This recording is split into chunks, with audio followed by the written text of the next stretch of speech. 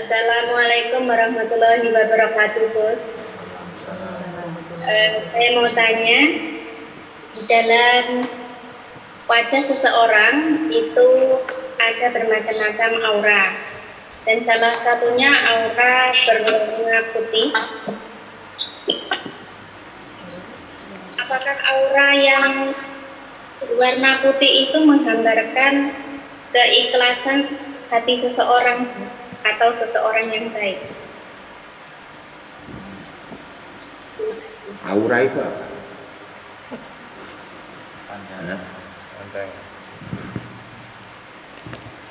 Aura itu pancaran hati.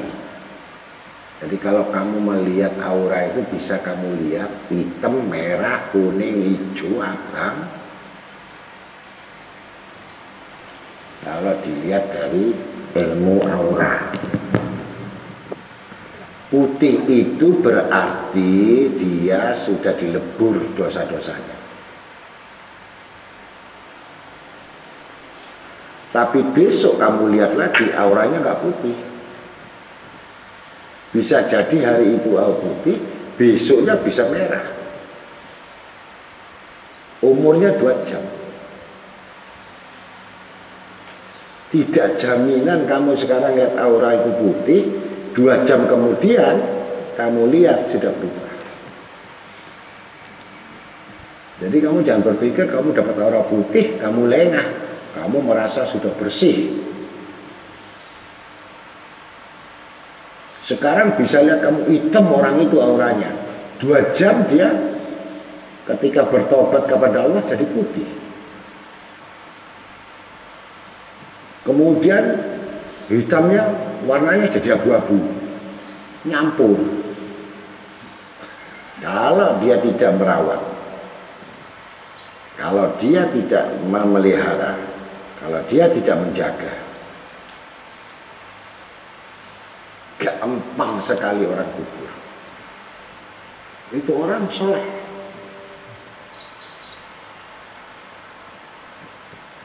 Begitu berjalan, begitu apa yang dilihat, begitu apa yang diinginkan, belok kiri sudah punana.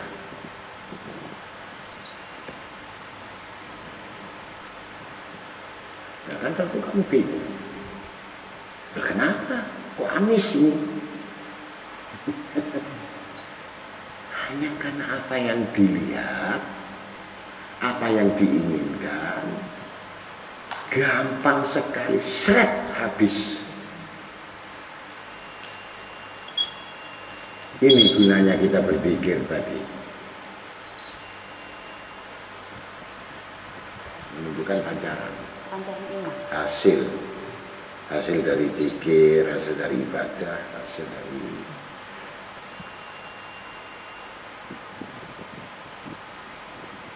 jadi tolak ukur tadi bukan aura. Dan saya sampai terkejut. Loh, ini kan orang ibadah. Ini orang puasa, orang zikir. Tapi kenapa gelap? Kan aneh. Apa sebenarnya?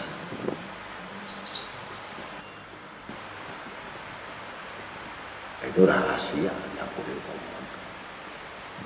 Hari puasanya putih. Kemarin saya ngomong sama Budi, kamu puasa, ya, mangan nasi putih, sembahyang saya rakaat. Nanti menghadap saya.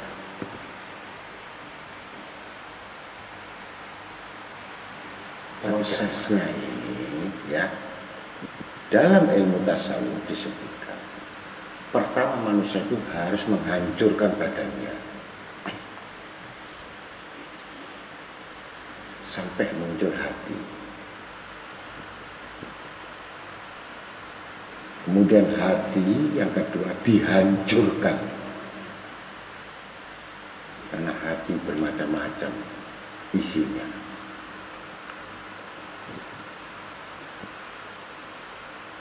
Kemudian setelah dihancurkan hati ini muncul roh, fitrah.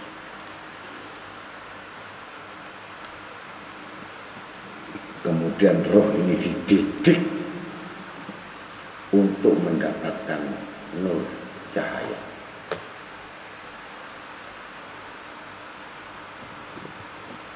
Cahaya dilebur, muncul namanya ilmu. Berapa proses?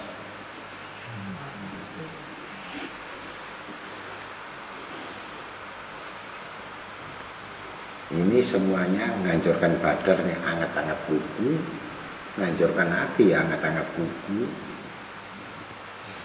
Lah kuncinya bagi penuntut ilmu tadi ini tidak lain dan bukan yang sudah sering saya katakan, jangan bantah. Sami'na, kamu tidak akan sanggup dengan kehinaan, kamu tidak akan sanggup dengan kefakiran, kamu tidak akan sanggup dengan hinaan, kamu tidak akan sanggup dikucilkan, tidak sanggup.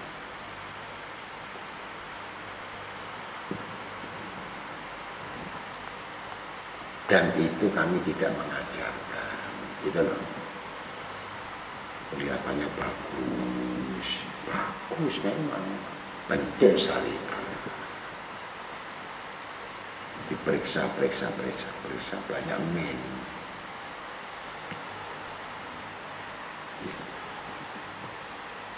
Tapi untuk syariat bagus, meninggal bagus, ya. Jadi jangan tertipu kamu, orang Kristen itu mati pakai jas, pakai baju kemanten, senyum. Mirna matinya senyum, gembira. Kafir. Allah membalas kebaikannya di dunia berupa sedekahnya, berupa kebaikannya, nggak pernah iri sama orang, nggak pernah dengki sama orang, dibalas matinya itu senyum.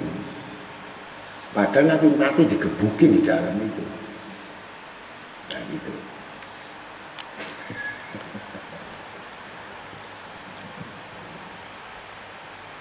Jadi apapun di dunia itu Allah Ta'ala itu masih memberi balasan. Kamu lihat orang Katolik, matinya itu senyum, gembira, terang wajahnya cahaya. Enggak, senyumnya. Itu nggak bisa dibohongi. Hah? Nggak bisa. Di setel pun kelihatan kalau kesakitan itu. Ini enggak, polos.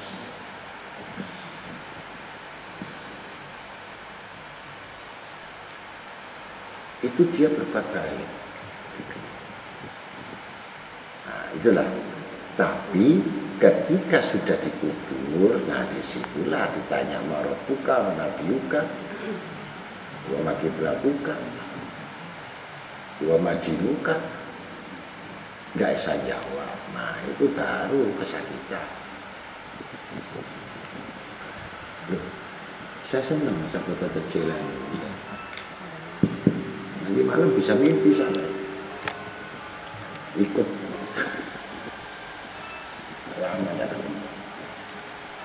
Rasulullah Shallallahu Alaihi Wasallam bersabda,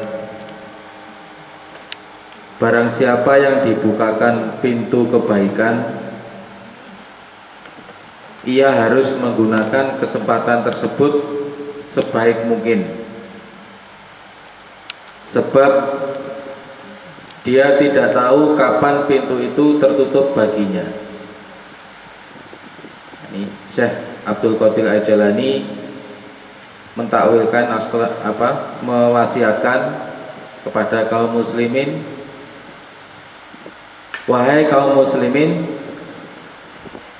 pergunakan kesempatan sebaik mungkin untuk melintasi pintu kehidupan selama ia masih terbuka. Sebab sebentar lagi pintu itu akan tertutup. Syaratnya adalah berbuat baik selama engkau masih mampu melaksanakan, Yang kedua, pakailah pintu tobat dan masuklah ke dalam pintu pertobatan selagi masih terbuka. Yang ketiga, masukilah pintu doa yang masih terbuka. Dan yang keempat, datangilah pintu pergaulan dengan orang-orang yang soleh. Keempat hal seperti ini kalau di istilahnya apa, dijalankan atau diprioritaskan, di ranking, ini mana yang penting harus dilakukan guru. Soalnya keempat-empatnya ini adalah pintu yang harus dilakukan. Ketaatan itu kekuatannya 2 jam.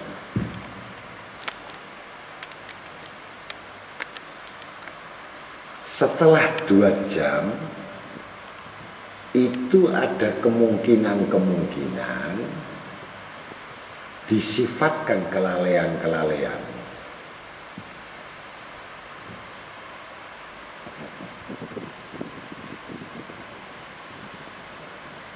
Artinya pintu-pintu ini tidak memandang jam, waktu, saat.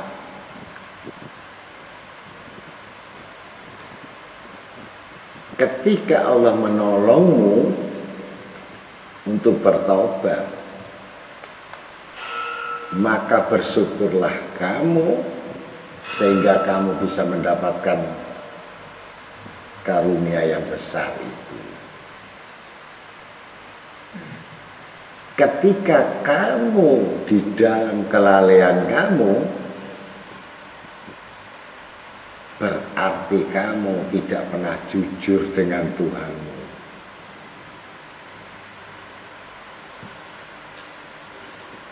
Sekali lagi, 2 jam.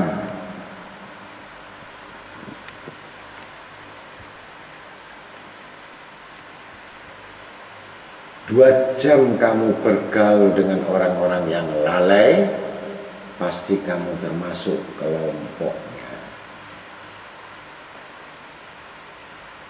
golongannya. Ketika kamu mati 2 jam itu dalam kelalaianmu, pasti kamu terlepas tidak membawa iman.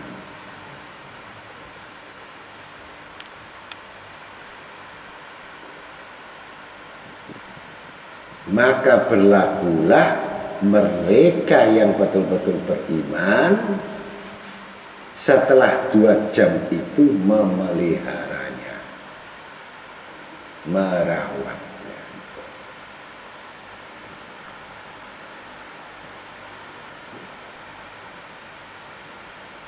Apalagi kamu menunggu hari Rebu,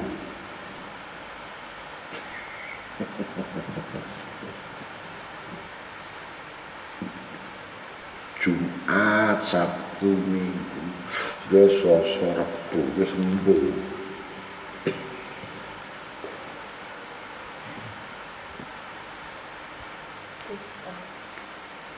Kalau ukur mengetahui 2 jam kita beriman itu dari mana? Kita beriman dan 2 jam harus menjaganya. Ini yang seperti apa?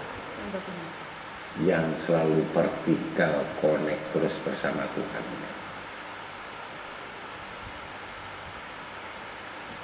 Dalam kondisi apapun.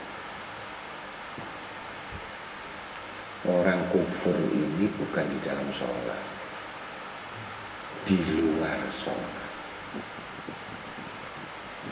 Orang terjerumus ini bukan waktu sholat, di luar sholat.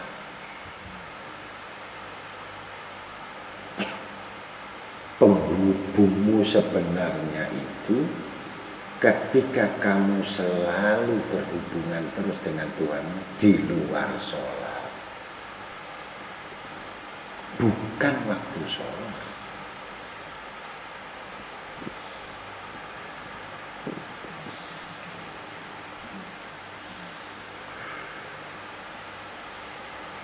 Kamu akan berbicara bahasa bahasa selain Tuhan, itu golongan orang lalai.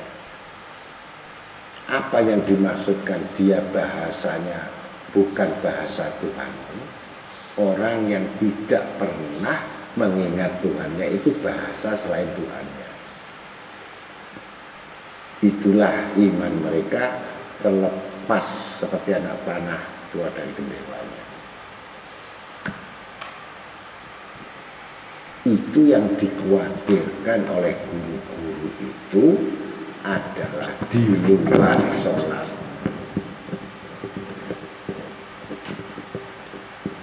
Bukan waktu sholat.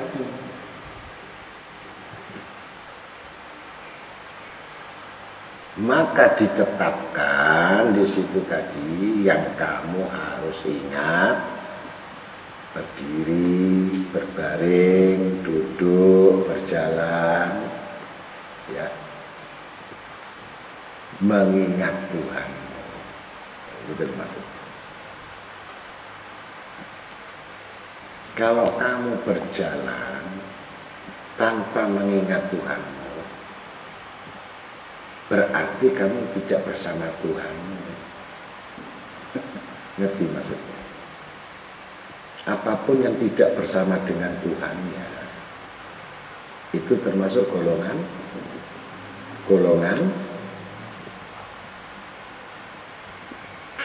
disinilah hembusan-hembusan sentral-sentralnya dari iblis tadi merusak alam pikiran, merusak hati.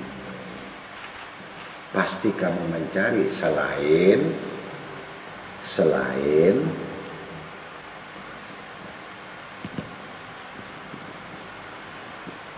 ini, termasuk golongan orang yang belum bertauhid. Apalagi guyonan, ya. Apalagi banyak ngomongnya, apalagi banyak mainnya. Waduh, wis auranya macam-macam. Auranya apa? Gelombang-gelombang macam-macam.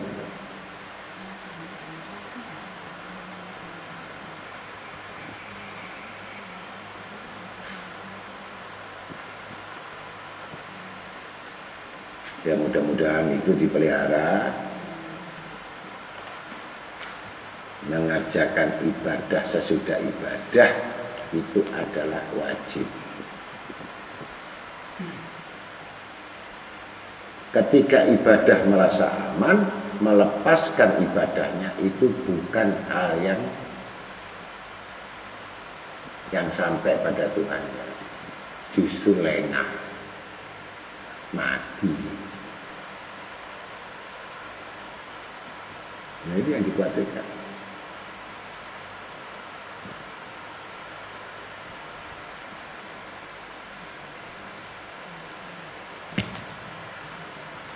Jadi Allah gak melihat kamu sujudmu, zikirmu, bangun malammu itu. Malam dari Isya sampai subuh dia zikir, takwa.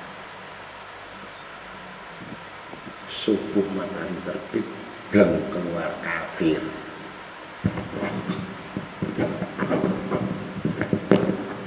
Kenapa?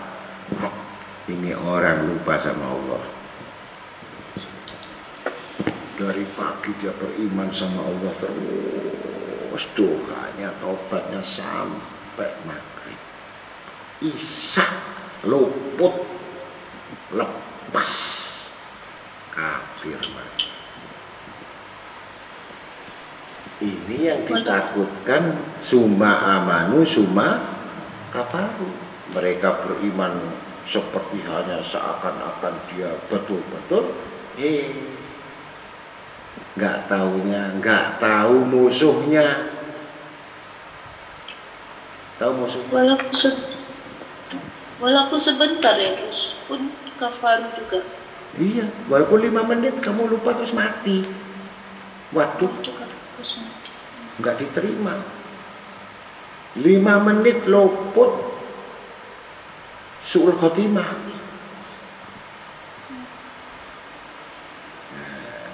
Berarti hidup ini komitmennya harus serius melulu.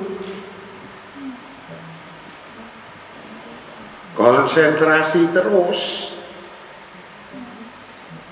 Makanya yang ditakutkan alim-alim tadi, ya, bukan ibadatnya, bukan sholatnya yang takut, bukan. Nafasnya yang tidak ingat Allah. Kenapa diharamkan tidak tidur malam? 8 jam dia ada dalam kufur. Istirahat itu golongan orang yang lupa.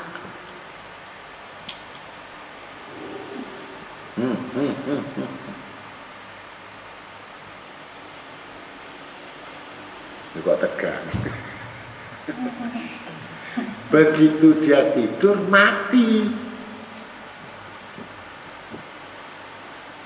Wa akhirul kalam, akhir hayati, wala la ilaha illallah. Tidak nyebut la ilaha illallah. Maka dia terus terjaga. Ketika masuk malaikat Ijrail, kamu masih melek. Ketika Ijrail jabut nyawamu, kamu ngorok. Kan ada orang mati tertidur itu. Itu langsung krak, krak, krak, mati. Ya sudah, innalillah. Itu masuk kafir ya, Gus? Iya, kafir.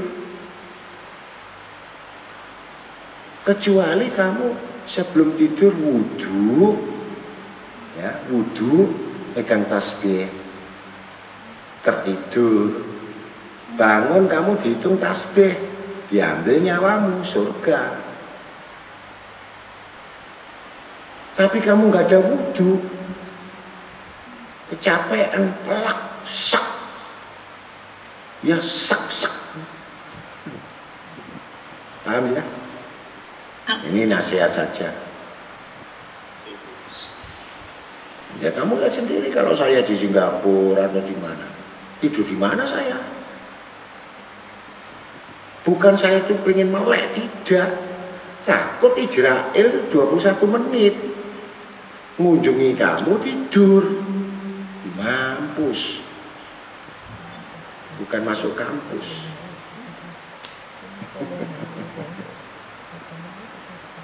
Paham ya? Nah, mudah-mudahan wudhu, tidur, tasbih, mengingat Allah. Terus datangkan malaikat Ijrail itu ada di depanmu.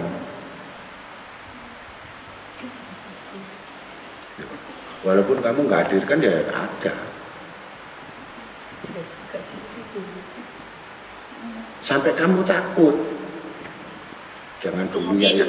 Iya, jangan dulu ya Ijrail, jangan dulu, tagihan belum keluar. Itu saja, itulah orang yang bertauhid.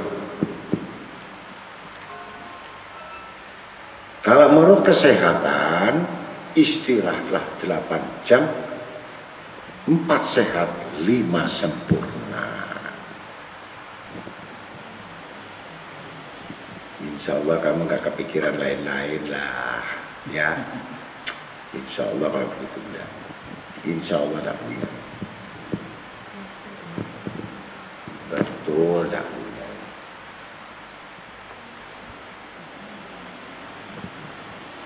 Subhanaka wa bihamdika asyhadu an la ilaha illa anta astaghfiruka wa atubu ilaik. Bismillahirrahmanirrahim. Fatihah.